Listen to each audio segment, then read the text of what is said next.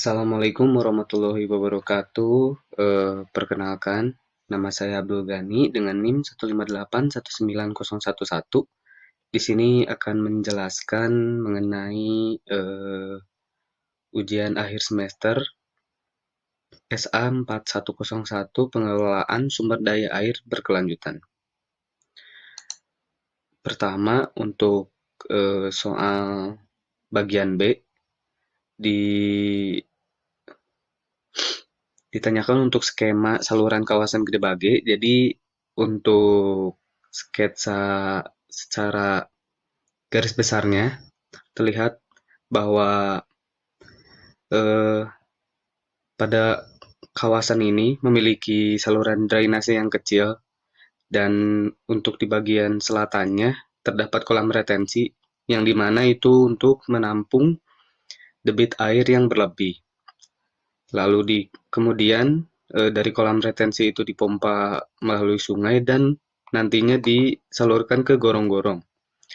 Namun pada kenyataannya di lapangan terjadi penyempitan saluran yang terdapat di gorong-gorong dan saluran drainase di samping jalan yang mengakibatkan air meluap ke badan jalan dan kawasan Gede Bage khususnya.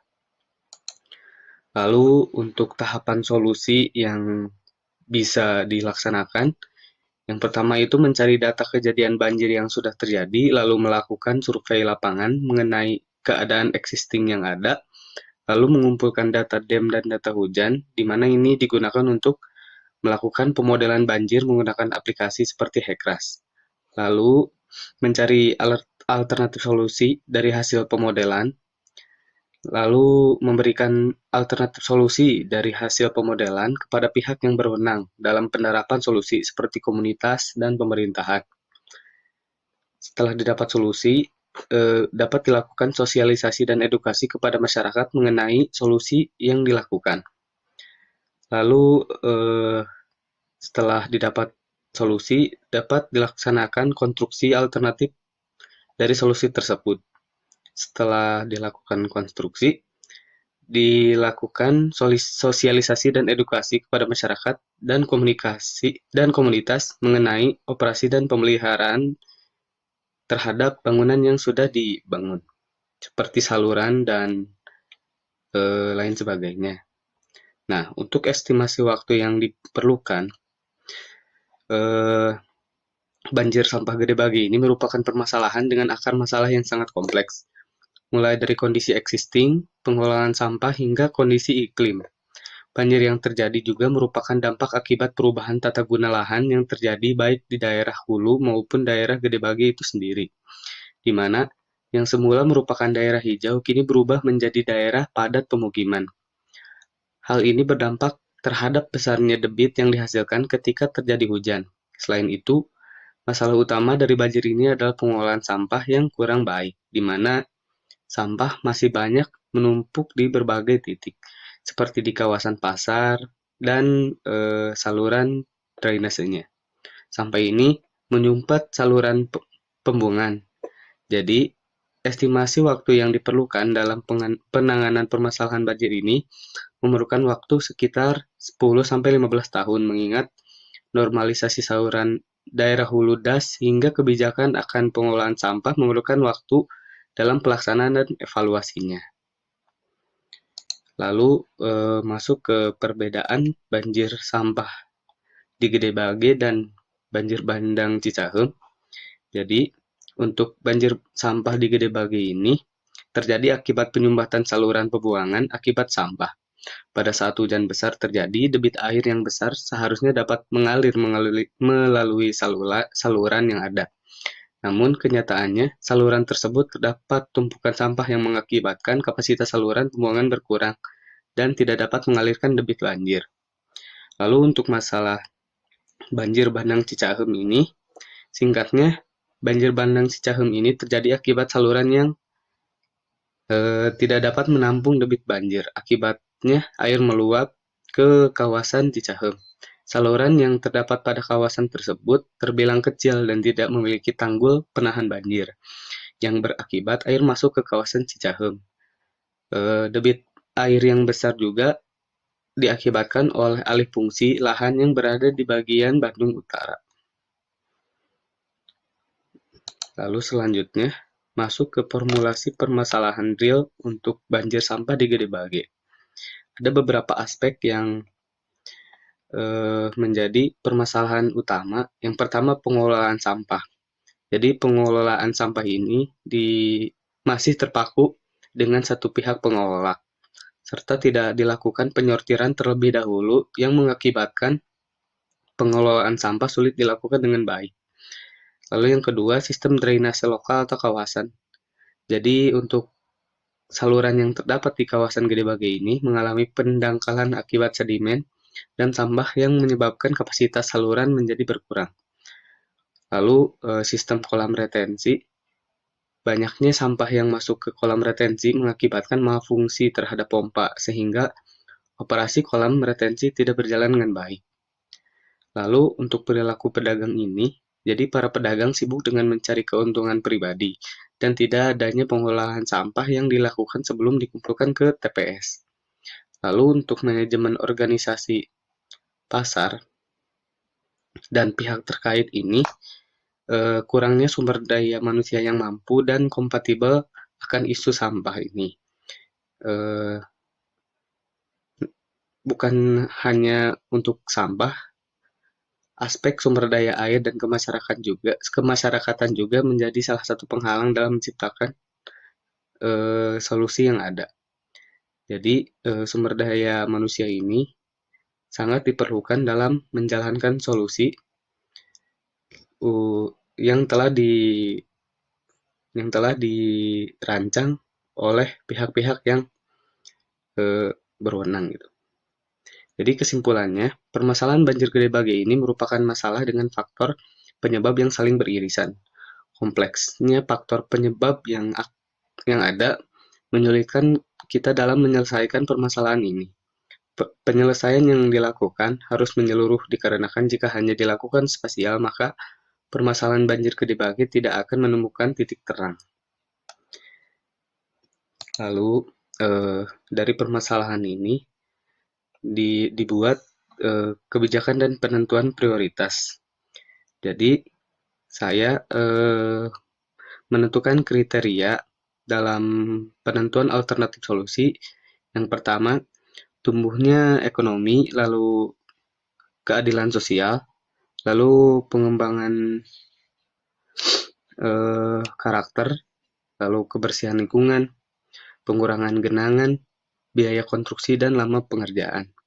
Setelah dilakukan pembobotan, didapat prioritas alternatif yang dapat dilaksanakan berdasarkan bobot yang didapat. Yang pertama itu pembuatan TPS ramah lingkungan dan sustainable, lalu edukasi pengolahan sampah secara masif, pembuatan daerah resapan air, lalu pengurukan sampah, lalu kebijakan kenaikan pajak penghasilan dan kepemilikan, lalu edukasi dan praktek community dan organization behavior, lalu pembebasan lahan yang tergenang banjir, reboisasi hutan di hulu das, serta master plan drainase yang disahkan DPR dan DPRD. Ini melihat dalam aspek masyarakat dan pemerintah. Lalu dalam penerapan solusi yang telah disebutkan sebelumnya, ada keterkaitan dalam beberapa nilai. Yang pertama, untuk dasar negara atau Pancasila ini dapat dikaitkan dengan 10 nilai Pancasila. Dalam pasal 3 Undang-Undang Sistem Pendidikan Nasional Nomor 20 Tahun 2003 dinyatakan bahwa pendidikan nasional berfungsi mengembangkan dan membentuk watak serta peradaban bangsa yang bermartabat dalam mencerdaskan kehidupan bangsa, bertujuan berkembangnya potensi peserta didik agar menjadi manusia yang beriman dan bertakwa kepada Allah Subhanahu wa taala, berakhlak mulia, sehat, berilmu, cakap, kreatif, mandiri, dan menjadi warga negara yang demokratis serta bertanggung jawab. Lalu nilai-nilai yang dapat diterapkan untuk penyelesaian permasalahan sampah ini. Yang pertama nilai religius. Jadi untuk nilai ini, kalau kita bisa mengelola sampah dengan baik, maka hal itu dapat meningkatkan nilai religius kita, sebagaimana disebutkan bahwa kebersihan adalah sebagian dari iman. Lalu nilai kejujuran ini, jadi banyaknya sampah yang menumpuk diakibatkan oleh ketidakjujuran kepada diri sendiri akan masalah lingkungan atau kebersihan. Jadi jika kita bisa mengelola sampah sendiri, maka kita dapat jujur kepada diri sendiri akan kebersihan dan kepedulian lingkungan. Lalu nilai toleran ini berkaitan dengan antar manusia dan antar masyarakat. Jadi jika kita dapat mengelola sampah, maka kita bertoleransi untuk sesama masyarakat dalam menjaga lingkungan agar tetap bersih dan nyaman. Lalu nilai disiplin ini, jadi dalam pengelolaan sampah ini dapat meningkatkan kedisiplinan diri akan kebersihan. Jadi jika kita dapat menerapkan pengolahan sampah secara mandiri, maka kedisiplinan diri akan meningkat. Ini juga berkaitan dengan nilai mandiri, jadi jika kita dapat mengelola sampah sendiri, maka kita dapat mandiri dalam menjaga lingkungan dan dapat mengurangi permasalahan yang ada seperti banjir yang ada di Gede Bage.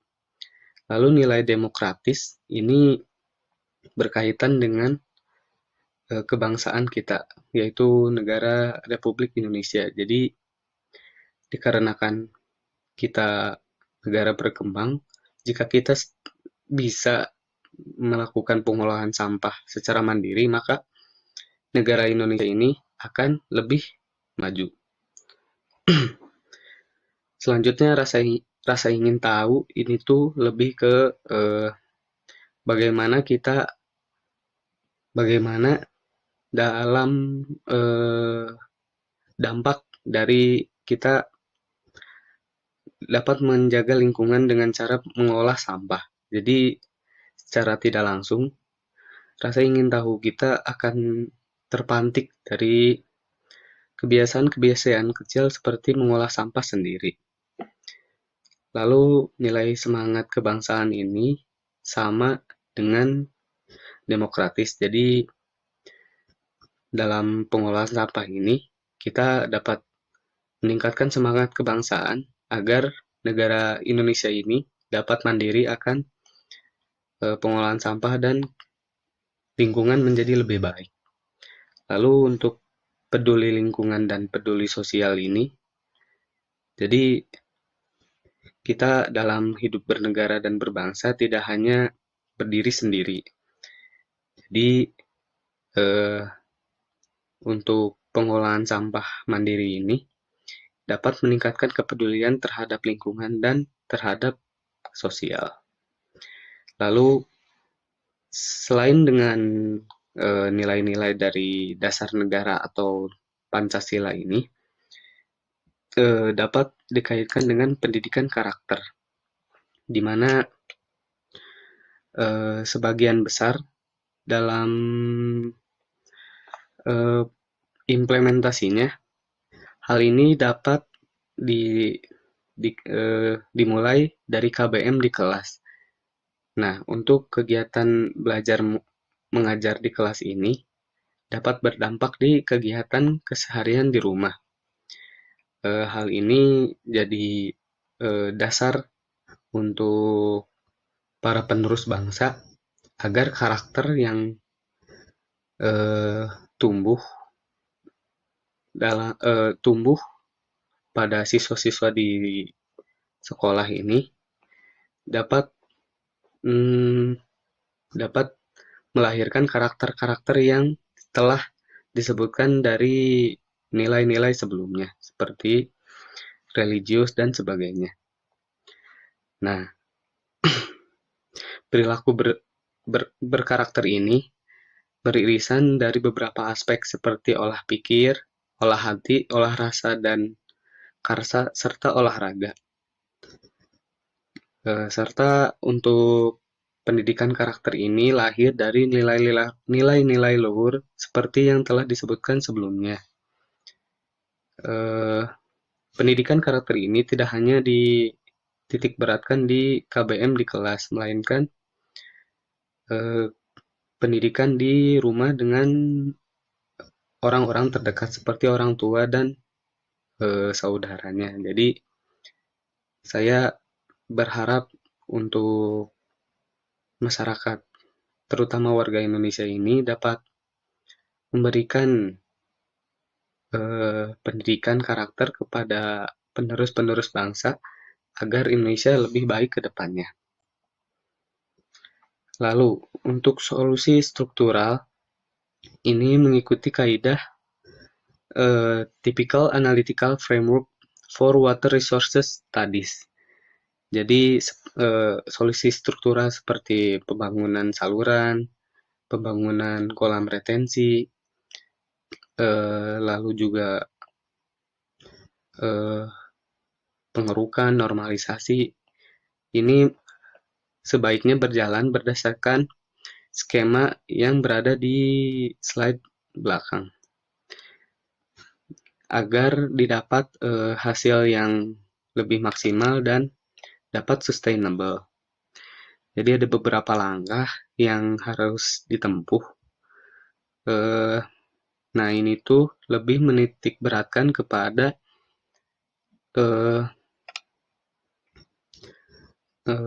pengecekan yang dilakukan oleh stakeholder atau akademisi-akademisi yang ahli dalam bidangnya.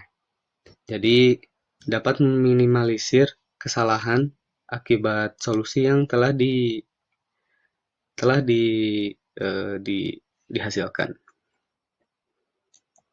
Lalu untuk solusi non strukturalnya, ini dapat dilakukan dengan rekayasa sosial seperti bank sampah. Saya mengambil satu contoh yang berada di kota Padang. Jadi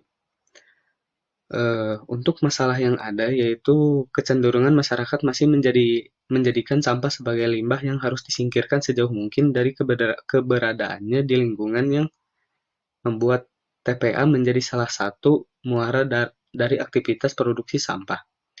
Lalu solusinya yaitu bank sampah. Bank sampah pada prinsipnya adalah satu rekayasa sosial untuk mengajak masyarakat memilah sampah, sehingga secara langsung dapat mengurangi tumpukan sampah di tempat pembuangan akhir.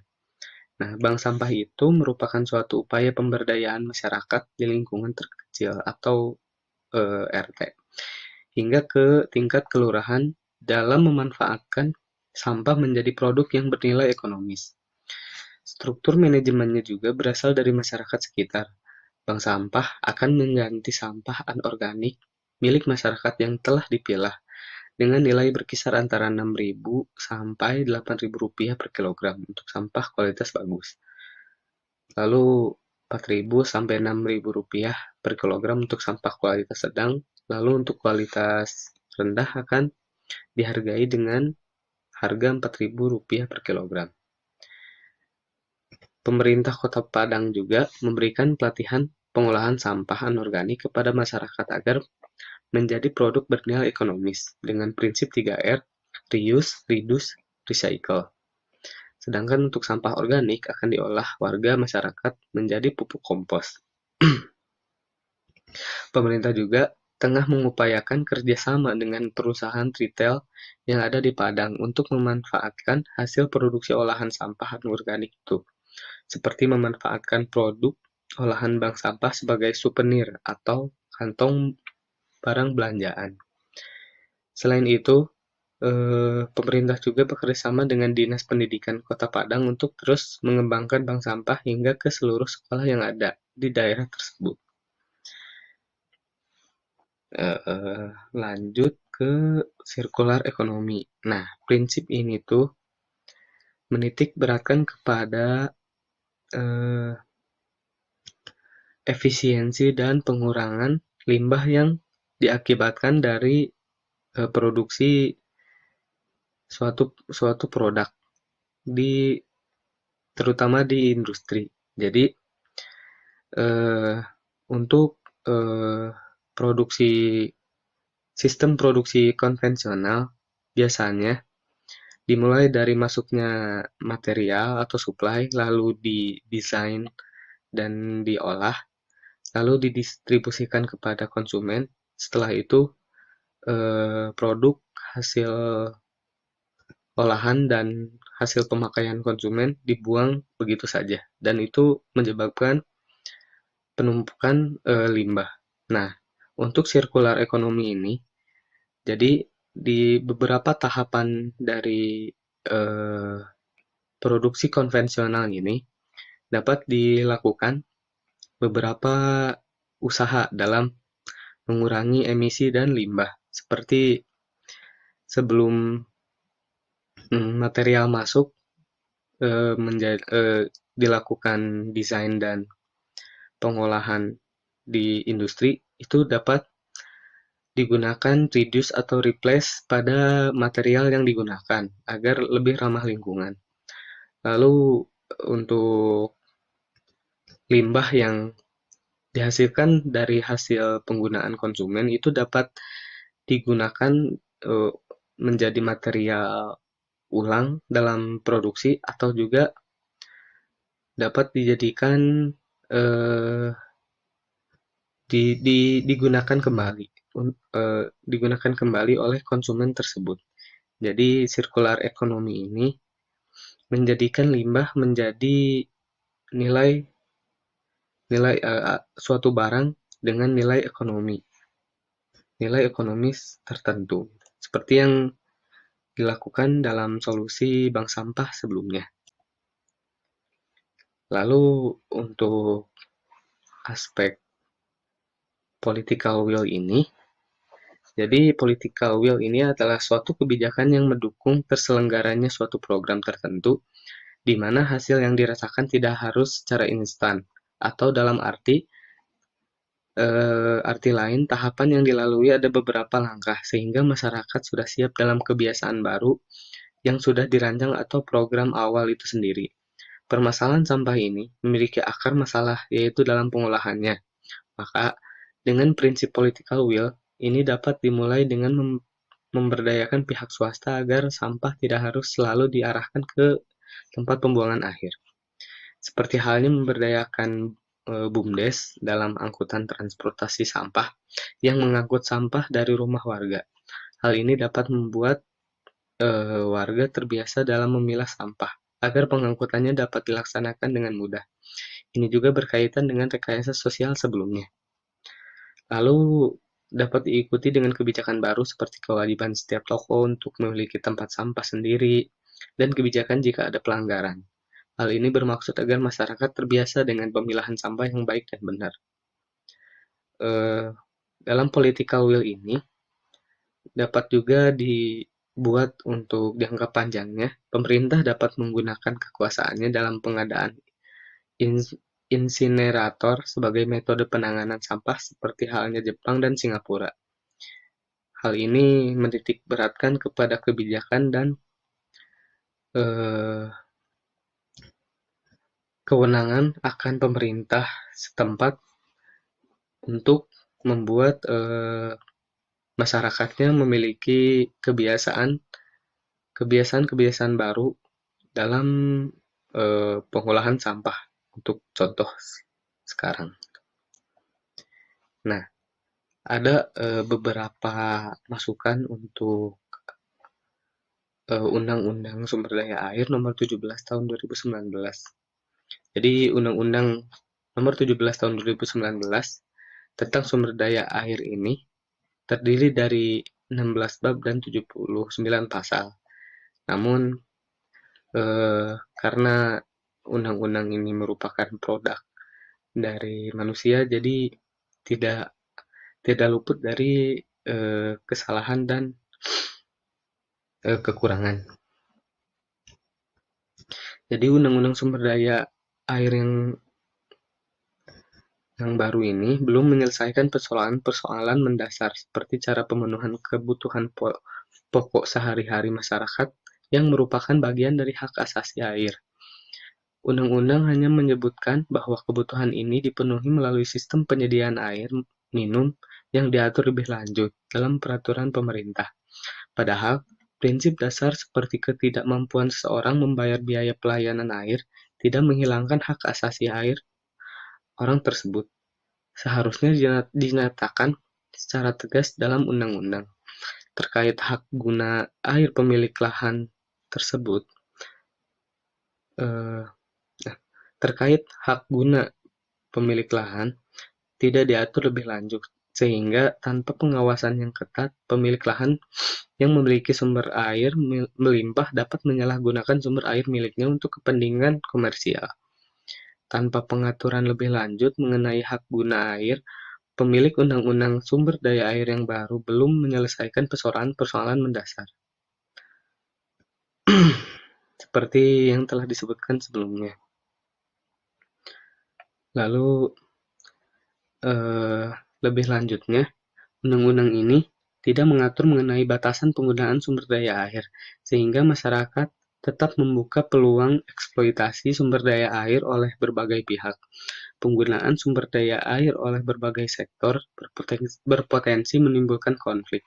Oleh karena itu, seharusnya terdapat suatu lembaga yang memiliki kewenangan mengkoordinasikan seluruh penggunaan ini, sehingga tidak menimbulkan konflik. Dan jika kemudian muncul konflik antara sektor yang menggunakan sumber daya air, lembaga tersebut dapat menyelesaikan dan menuntaskan konflik penggunaan sumber daya air. Lalu untuk terakhir, undang-undang ini juga tidak memberikan ruang bagi masyarakat untuk menggugat negara manakala negara tidak mampu memenuhi kewajibannya dalam menyediakan kebutuhan pokok sehari-hari.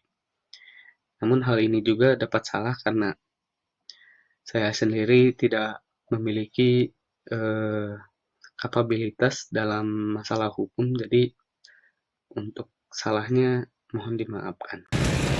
Baik, di sini saya Abdul Ghani melaporkan dari Pasar Gede Bage. Jadi bisa dilihat, nah di sini pasar tradisionalnya ya. Dan keadaan sampah di sini tuh ya hanya ditumpuk di samping jalan saja ya. Dan juga ini kondisi salurannya, kondisi pengairannya sangat bisa dilihat lah ya kondisinya seperti gimana. Dan ini juga sampah. Dan ini kondisinya sedang hujan. Jadi ya bisa dilihat kalau hujan kondisi Pasar Gede Bage seperti apa ya. Mayoritas di sini banyak genangan sih. Sekian, nanti lanjut ke video selanjutnya. Baik, di sini saya Abdul Ghani melaporkan dari Pasar Gede Bage. Jadi bisa dilihat, saya sedang melaporkan di kolam retensi. Dan ini kondisinya ya. Ini sedang kondisi hujan dan kolam retensi ini menampung air. Namun untuk kondisi airnya bisa keruh, kotor dan sedikit bau ya. Di sana rumah pompanya. Oke. Saya sedang melaporkan saya sedang berada di samping jalan Soekarno-Hatta. Dan di sini tempat untuk pompa dari kolam retensi Cipamulihan ya. Dan ini salurannya, saluran pembuang. Kondisinya seperti ini. Dan ini sedang hujan ya. Oke, terima kasih. Saya sedang berada di samping jalan. Berikut merupakan kondisi saluran yang di samping jalan Soekarno-Hatta. Dan menurut warga lokal, kalau misalkan hujan gede, hujan besar tuh ini airnya meluap. Dan untuk sekarang hujannya tidak terlalu besar ya, jadi tidak meluap. Berikut merupakan kondisi saluran yang di. Biasanya kalau hujan besar banjir. Mampet ya Pak ya? Jadi mampet atau oh debitnya gede ya? Iya sih benar sih Pak. Pernah ngalamin Pak? Pernah waktu minggu kemarin kan hujan besar. Saya kesini balik lagi ini tuh jalan teh ke rendah ke air jalan teh sepanjang macet dari Cinunuk sampai ke Merah macet waktu hari minggu kemarin. Saya alami ini tuh jalan teh semua berenang kalau hujan besar, kalau hujan kecil kan biasanya kalau hujan besar banjir. Mampet ya Pak ya? Jadi mampet. Jadi sekian untuk presentasi dari ujian akhir semester pengelolaan dan sumber daya air berkelanjutan. Mohon maaf bila ada kesalahan dan informasi yang mungkin kurang tepat. Saya Abdul Ghani 158 19011 pamit. Assalamualaikum warahmatullahi wabarakatuh.